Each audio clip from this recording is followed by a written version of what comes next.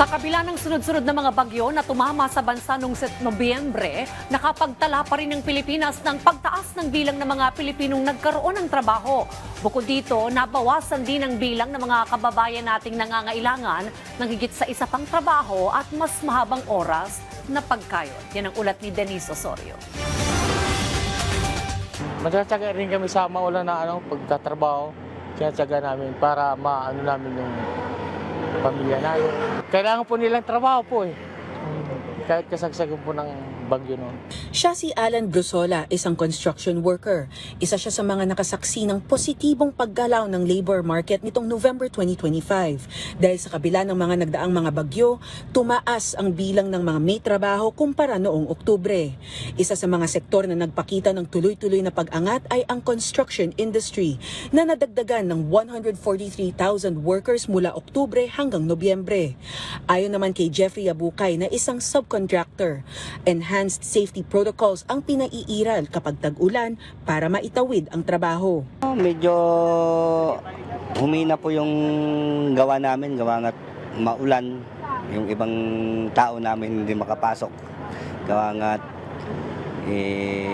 tuloy-tuloy ang ulan. Minsan yung iba, pinagagamit namin ng raincoat para ma-survive lang yung mabulan yung isang araw. Para sa ganun, sa panggastos namin sa pamilya namin. Ayon kay PSA Undersecretary Claire Dennis Mapa, hindi bumaba ang employment sa construction kahit pa may mga isyong may kinalaman sa flood control at masamang panahon. At nananatiling mas mataas ang bilang ng manggagawa kumpara noong nakarang taon. Increase siya ng mga 203,000 July to November 2025 versus July to November 2024. So malaki rin yung increase niya, but nakita namin yung November to July to November naman hindi naman bumaba yung number of workers in the construction industry if you compare it in the same period in 2024. But the January to November, while may increase siya, the increase is not as high compared to the increase in 2024.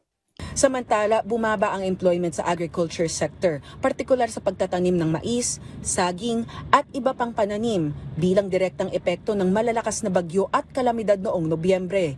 Ayon pa sa PSA, ito rin ang dahilan sa pagtaas ng presyo ng gulay dahil sa pagkakaantala ng produksyon at supply. Sensitive naman talaga kasi yung sa agri-sector in terms of employment doon sa weather conditions. And as I've mentioned, medyo malawak yung impact ng dalawang typhoons in particular na na-experience natin noong month of November kapag trabaho yung mga workers natin sa agricultural sector. Bumaba ang employment rate sa 4.4% noong Nobyembre mula sa 5% noong Oktubre. Kasabay nito, tumaas ang bilang ng employed persons sa 49.26 million mula sa 48.62 million noong nakaraang buwan. Samantala, bumaba naman ang underemployment rate sa 10.4% mula 12% noong Oktubre. Pero 5.11 million employed Filipinos pa rin ang nagnanais pa ng mas mahabang oras ng trabaho o karagdagang hanap buhay. Denise Osorio, para sa Pambansang TV, sa Bagong Pilipinas.